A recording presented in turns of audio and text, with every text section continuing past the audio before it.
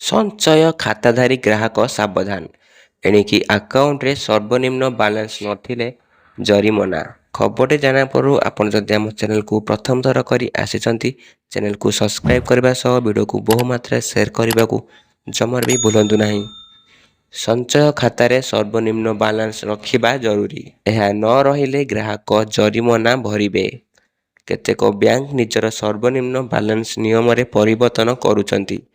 ଭିନ୍ନ ଭିନ୍ନ ପ୍ରକାର ଖାତା ତଥା ବ୍ୟାଙ୍କ ଏବଂ ଶାଖା ଯେପରି ମେଟ୍ରୋ, ସହରାଞ୍ଚଳ ଏବଂ ଗ୍ରାମୀଣ ପାଇଁ ସର୍ବନିମ୍ନ ବାଲାନ୍ସ ଆବଶ୍ୟକତା ଭିନ୍ନ ଭିନ୍ନ ରହିବ।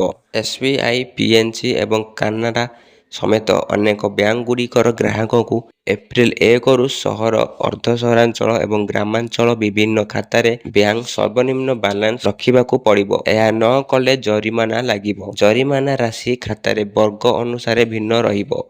ସହରାଞ୍ଚଳ 5,000 ଟଙ୍କା ଏବଂ ଗ୍ରାମାଞ୍ଚଳରେ 2,000 ଟଙ୍କାର ସର୍ବନିମ୍ନ ବାଲାନ୍ସ ରଖିବାକୁ ପଡ଼ିପାରେ। ସେହିଭଳି UPI ଟ୍ରାଞ୍ଜାକ୍ସନ ନିୟମରେ ବି ଏପ୍ରିଲ 1ରୁ ପରିବର୍ତ୍ତନ। ଯେଉଁ ମୋବାଇଲ ନମ୍ବରଗୁଡ଼ିକ ସହ ଜଡ଼ିତ UPI ଲମ୍ବା ସମୟ ଧରି ବ୍ୟବହାର କରାଯାଏ ନାହିଁ, ତାହାକୁ ବ୍ୟାଙ୍କ ରେକର୍ଡରୁ ହଟାଇ ଦିଆଯିବ। ଅର୍ଥାତ୍ ଯଦି ଆପଣଙ୍କ ଫୋନ୍ ନମ୍ବର UPI ଆପ୍ ସହ ଜଡ଼ିତ ଏବଂ ଏହାକୁ ଆପଣ ଲମ୍ବା ସମୟ ଧରି ବ୍ୟବହାର କରିନାହାନ୍ତି, ତେବେ ବ୍ୟାଙ୍କ ଏହାକୁ ରେକର୍ଡରୁ ହଟାଇ ଦେବ ଏବଂ ଆପଣଙ୍କ ଖାତା ପାଇଁ UPI ସେବାକୁ ବନ୍ଦ କରି ଦିଆଯିବ।